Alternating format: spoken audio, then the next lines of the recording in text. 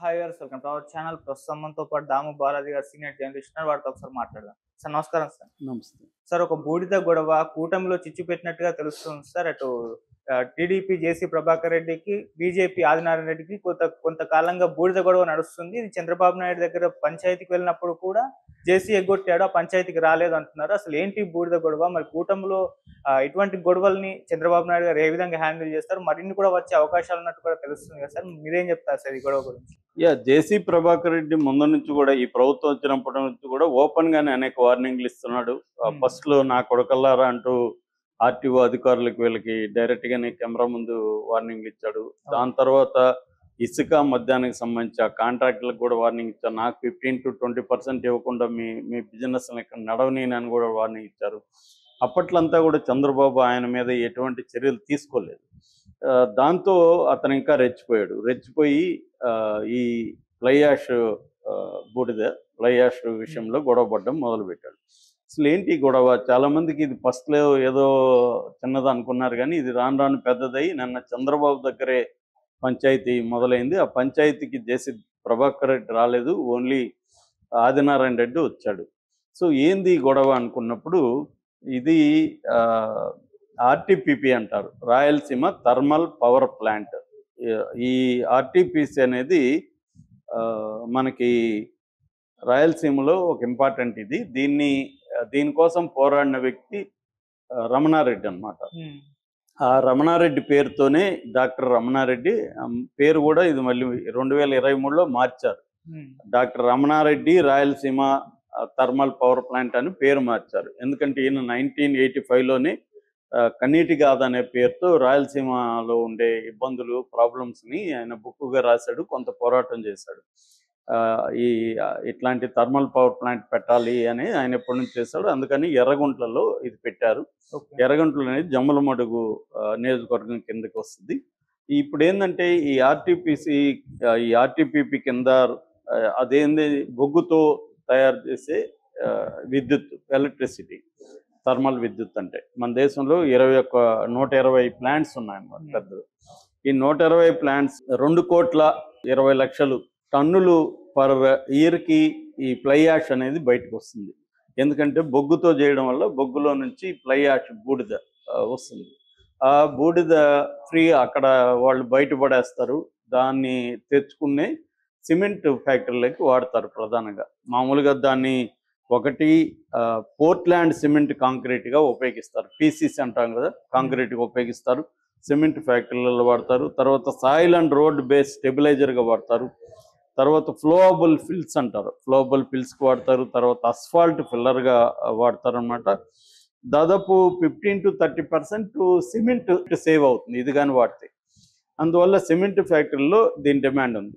ఇంకా ఎప్పటి నుంచో ఇదేంటంటే ఇటు జమ్మలమడుగు ఏరియాలో ఉంది కాబట్టి జమ్మలమడుగు ఎమ్మెల్యే మనుషులే కాంట్రాక్టర్లు ఉంటారు. అక్కడ ఆ ఫ్లై యాష్ని లోడు చేయడం, కూలీలు అవి మెయింటైన్ చేయడం అంతా వీళ్ళు చేస్తుంటారు. దీన్ని సిమెంట్ ఫ్యాక్టరీలు దగ్గరలో ఉండే తాడిపత్రిలో ఉన్నాయి, మన అల్ట్రాటెక్ సిమెంట్ ఫ్యాక్టరీ లాంటివి ఉన్నాయన్నమాట. వాళ్ళకి అక్కడున్న ఎమ్మెల్యేలు ఇక్కడ నుంచి తీసుకెళ్ళి సప్లై చేస్తుంది. ఇలా ఇద్దరు పంచుకుంటుంటారు. ఏది ఇటు జమ్మలమడుగు ఎమ్మెల్యే, తాడిపత్రి ఎమ్మెల్యే, వీళ్ళిద్దరు పంచుకోవడం అనేది ఎప్పటి నుంచో ఉంటుంది, సామరస్యంగా వెళ్తున్నది. ఈవెన్ వైసీపీ ఉన్నప్పుడు కూడా అక్కడ తాడిపత్రి ఎమ్మెల్యే పెద్దారెడ్డి, ఇటు జమ్మలమడుగు ఎమ్మెల్యే సుధీర్ రెడ్డి ఇద్దరు ఒక అవగాహనతో జరిగేది. ఈయనకి వాటా ఇచ్చేవాళ్ళు సుధీర్ రెడ్డికి, వాళ్ళు తీసుకెళ్ళి పెద్దారెడ్డి వాళ్ళు అమ్ముకునేవాళ్ళు. ఇప్పుడు ఏమైంది, పెద్దారెడ్డి పోయాడు, సుధీర్ రెడ్డి పోయాడు. పెద్దారెడ్డి బదులు అక్కడ జేసీ ప్రభాకర్ రెడ్డి వచ్చాడు. ఇక్కడేమో ఆనం కాదు, ఆయన ఆదినారాయణ రెడ్డి ఎవరు, బీజేపీలో. ఒకప్పుడు ఆయన వైసీపీ నుంచి తెలుగుదేశంకి వెళ్ళి బీజేపీలోకి వెళ్ళాడు, బీజేపీ నుంచి ఆయన గెలిచాడు. సో ఆదినారాయణ రెడ్డి అక్కడ ఉన్నాడు. తన మనుషులు సంజీవ్ రెడ్డి ఇలాంటి కాంట్రాక్ట్లు అక్కడ చూసుకుంటాడు. ఇప్పుడు ఏం చేయాలి, మామూలుగా జేసీ ప్రభాకర్ రెడ్డి ఆదినారాయణ రెడ్డితో మాట్లాడుకొని ఆదినారాయణ రెడ్డికి వాటా ఇచ్చి వెళ్ళాలి. ఈ పని జేసీ ప్రభాకర్ రెడ్డి చేయట్లా. వీళ్ళకి ఇంకా బకాయిలు, వీళ్ళ కూలీలకి అది కూడా 80 లక్షల వాళ్ళకి బకాయిలు పెట్టాడు, వీళ్ళకి వాటాలు ఇవ్వట్లేదు.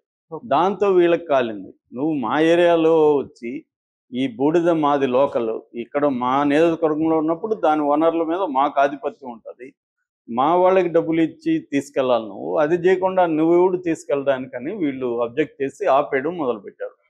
ఆపేయడం మొదలుపెట్టి వీళ్ళే సిమెంట్ ఫ్యాక్టరీ సప్లై చేయడం మొదలుపెట్టారు. దాంతో జేసీ దివాకర్ రెడ్డికి సహజంగానే ఆయనకి కొంత కోపిస్ట్ కూడా మనిషి, దాంతో కోపం వచ్చింది. కోపం వచ్చి ఎలా ఆపుతారో చూస్తానని డైరెక్ట్గా కడప ఎస్పీకి, అనంతపురం ఎస్పీకి లెటర్లు పెట్టాడు. ఇది కానీ జరిగితే వాళ్ళకి వార్నింగ్ ఇచ్చాడు, మీరు కానీ దీన్ని ఆపకపోతే తీవ్ర పరిణామాలు ఉంటే నేనే రంగంలోకి దిగుతాను అని వాళ్ళకి వార్నింగ్ ఇచ్చాడు. ఇప్పుడు వాళ్ళకేంది, పోలీసులకి ఇది అధికార కూటమిలో ఉండే ఎమ్మెల్యేల మధ్య గొడవలు అంటే వాళ్ళ తలనొప్పి కదా. ఇది వైసీపీ వాళ్ళకంతకు వాళ్ళు డిటైల్ చేసేవాడు, నోరు మూసుకొని ఉండరు అని చెప్పగలిగాడు. కానీ ఇది వైసీపీ కాదు, అటుపక్క తెలుగుదేశం నాయకుడు, ఇటుపక్క బీజేపీ నాయకుడు. సో వీళ్ళని ఎవరి వైపు ఉంటే ఇంకొకరికి కోపం వస్తుంది. అందుకని పోలీసులు కూడా ఏం చేయలేని పరిస్థితి. అయితే వాళ్ళు శాంతి భద్రతల రీతే అక్కడ 144 సెక్షన్ పెట్టడం, వెహికల్స్ అంత ఆపేయడం, మధ్యలోనే అక్కడికి రానియకుండా ఇటువంటి పని చేశారు. దాంతో ఇతను ఇంకా రెచ్చిపోయాడు. ఇది స్టేట్ వైడ్ గొడవగా మారిపోయింది. ఈవెన్ తెలుగుదేశం పత్రికలు, ఆంధ్రజ్యోతి లాంటివి కూడా దీన్ని గట్టిగానే కవర్ చేసాయి. ఎందుకంటే ఇప్పుడు ఏంటంటే ఓవరాల్గా పరిస్థితి ఎక్కడ ఉందంటే, ఎట్లా ఉందంటే, చంద్రబాబు ఏమో దీన్ని ఉపయోగించుకొని ఇప్పుడు తనకి జీవితంలో రాని ఒక ఎప్పుడు వచ్చింది, తర్వాత వచ్చిన ఒక గొప్ప ఆపర్చునిటీ ఉపయోగించుకొని తను చివరి దీని పేజీలో ఉన్నాడు కాబట్టి తన పేరు నిలిచిపోయే విధంగా అభివృద్ధి చేద్దాము అన్న ఉద్దేశంలో ఉన్నాడు. కానీ ఎమ్మెల్యేలు ఎక్కడికక్కడ విపరీతంగా కరప్షన్లోకి వెళ్ళిపోయారు, విపరీతంగా వనరులను దోచుకుంటున్నారని తెలుగుదేశం మీడియా కూడా స్ట్రాంగ్గా దీని మీద చేస్తుంది. ఎందుకంటే దీనివల్ల చంద్రబాబుకి చెడ్డ పేరు వస్తుంది. 2014 నుంచి 19లో కూడా ఇలాగే ఎమ్మెల్యేల అరాచకాలు కావచ్చు, అవినీతి వల్ల చంద్రబాబుకి బాగా చెడ్డ పేరు వచ్చింది. ఇది రాకుండా చూసుకుంటే చంద్రబాబుకి మళ్ళీ అధికారం గ్యారంటీ అనే ఇది ఉంది. ఎప్పుడైనా కూడా మన నెగిటివ్ ఓట్ అనేది బలంగా పెరిగిపోయినప్పుడు అవతల ఎవడున్నా కూడా జనాలు వాళ్ళకి వేసేస్తారు. సో జగన్ దాన్ని ఆపర్చునిటీగా తీసుకొని దాని వైపు ఉన్నాడుగా. ఆల్రెడీ అతనికి 40% ఓటు పడింది, ఇంకొక 10% పడితే జగన్ మళ్ళీ వస్తాడు. ఇది రాకుండా చూసుకోవాలని తెలుగుదేశం అభిమానులు కూడా ఎంతో ఆవేదనతో చేస్తున్నారు. కానీ ఈ ఎమ్మెల్యేల తీరులో మార్పు వస్తున్నారు. ఆల్రెడీ చంద్రబాబు అనేక సార్లు ఎమ్మెల్యేలకు గట్టి వార్నింగ్ ఇచ్చాడు, మీరు మీ ఇది మానుకోండి అని. కానీ ఎవరు వినే పరిస్థితులు లేదు. వాళ్ళ వైపు నుంచి ఆలోచించినప్పుడు వాళ్ళు ఏంటంటే, మేము ఎన్నికల్లో ఇంత డబ్బులు ఖర్చు పెట్టాం, మళ్ళీ ఎన్నికల్లో డబ్బులు ఖర్చు పెట్టాలి, ఇప్పుడు జమిలి ఎన్నికలు వస్తే మాకు టైం కూడా ఉండదు, కాబట్టి దొరికినట్టుగా దోచుకోవాలనేది వాళ్ళ పద్ధతి ఉంది. దీనివల్ల ఇది ప్రాబ్లం వస్తుంది. ఇక్కడ ఏంటంటే ఈ ఎన్టీపీపీలో రోజుకి 4000 టన్నుల వైట్ ఫ్లై యాష్ అంటారు దాన్ని. ఈ వైట్ ఫ్లై యాష్ రోజుకి 4000 టన్నులు రిలీజ్ అవుతుంది. సో ఇది కాస్ట్లీ వ్యవహారం. ఇంత సిమెంట్కి ఇస్తారు కాబట్టి సిమెంట్లో దీనివల్ల నేను ఇందాక చెప్పినట్టుగా 15 to 30% సిమెంట్ సేవ్ అవుతుంది. సో మంచి డబ్బులు ఉంది ఇక్కడ. సో ఇప్పుడు వీళ్ళ డిమాండ్ ఏంటి, ఆదినారాయణ రెడ్డి డిమాండ్ ఏంటంటే, మీరు ఇప్పుడు మా వాళ్ళకి ఇవ్వాల్సిన బాకీలు ఏవైతే ఉన్నాయో అవి 80 లక్షలు ఇవ్వండి, అట్లాగే 50% షేర్ ఇవ్వండి మీరు తీసుకెళ్లే దాంట్లో అనేది వీళ్ళు చెప్తున్నారు. దానికి జేసీ ప్రభాకర్ రెడ్డి ఒప్పుకోకుండా మీరు నన్ను ఆపేంత మునగాళ్ళ మీరు ఎలా ఆపుతాను చూస్తాను. ఆదినారాయణ రెడ్డి గతంలో అక్కడ అదాని దీని మీద కూడా ప్లాంట్ మీద కూడా వెళ్ళాడని వార్తలు వచ్చాయి. నేనేమన్నా అదాని అనుకుంటున్నావా, నువ్వు చేస్తాను చూస్తా ఉండడానికి ఆయన, ఎందుకంటే ఆయన ఫ్యాక్షనిస్టు జేసీ ప్రభాకర్ రెడ్డి అని బెదిరిస్తున్నాడు. రెండోది, మీరు ప్లే యాష్ని ఎక్కడికి ఎలా సరఫరా చేస్తారో చూస్తాను, మీ వెహికల్స్ ఎలాగా తాడిపత్రిలోకి ఎంటర్ అవుతాయో చూస్తానని కూడా ఆయన బెదిరిస్తున్నాడు.